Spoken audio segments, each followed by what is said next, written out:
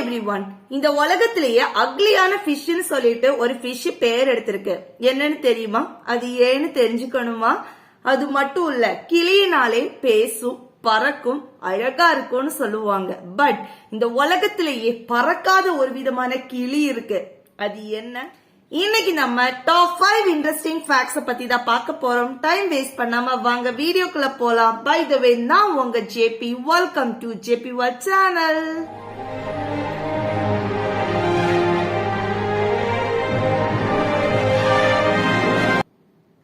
Fact number 1. 2013ஆம் ஆண்டு இந்த உலகத்திலேயே அக்லியான, ரொம்பவுமே அசிங்கமா இருக்கக்கூடிய ஃபிஷ்னு சொல்லிட்டு பிளாப்ஃபிஷ் பேர் எடுத்திருக்கு. நீங்க பாத்தீங்கன்னா இந்த பிளாப்ஃபிஷ் சொல்லக்கூடியது கடலுக்கு அடியில 2000 இருந்து 4000 ஃபீட் ஆழத்துல இருக்கும். அங்க அழுத்தம் ரொம்பவே அதிகமா இருக்கும்.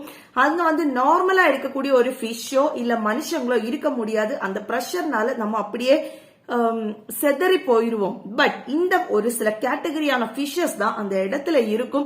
அந்த ஃபிஷ் கடலுக்குள்ளால இருக்கும் போது இந்த ஒரு டெக்ஸ்சர்ல இருக்கும். பட் கடல்ல இருந்து அதை வெளியே எடுத்துட்டு வரும்போது இங்க இருக்கக்கூடிய பிரஷர் அது டிஃபரெண்டா இருக்கிறதுனால அந்த ஒரு உடல் அமைப்பு மாறும். அதனாலதான் இது அக்லி ஃபிஷ்னு சொல்றாங்க. பட் உண்மையிலே இது அக்லி ஃபிஷ் தானான்னு நீங்க கமெண்ட் செக்ஷன்ல சொல்லுங்க. Fact number 2. எல்லா உயிரினங்களும் குட்டி போடும் இல்ல முட்டை போடும். எந்த ஒரு உயிரினம் முட்டை போடுதோ சில நேரம் அது காக்கும், இல்லைன்னா ஹஸ்பண்ட் காக்கும். அந்த மாதிரி ஒரு விஷயத்துக்குள்ளாலதான் போயிட்டு இருக்கு. பட் கடற்குதிரைகள் ரொம்பவே வித்தியாசமான ஒரு விஷயமா இருக்கு. அது என்ன வித்தியாசம் உள்ளதான் இந்த ஃபேக்ட் நம்பர் 2ல சொல்ல போறேன். ஸ்கிப் பண்ணாம கேளுங்க.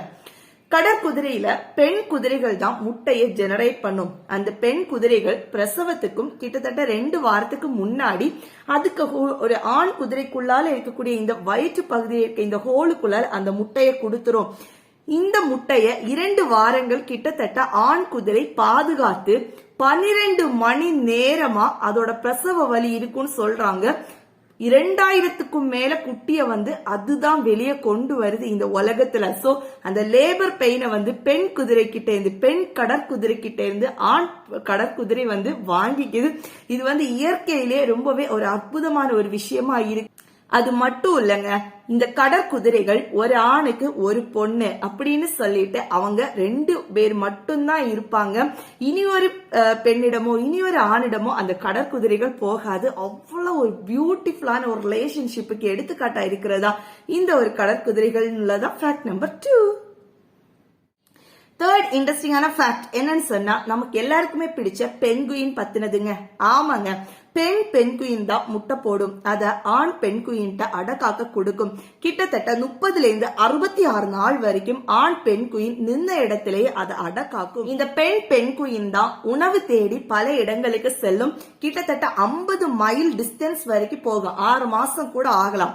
ஆனா அந்த பென்குயின் வாரது வரைக்கும் இந்த ஆண் பென்குயின் அந்த குஞ்ச அப்படியே பாதுகாத்து வச்சிருக்கும். ஒன்ஸ் இந்த பென்குயின் வந்ததுமே அந்த உணவை அந்த சின்ன பெண் குயினுக்கு கொடுக்கும்.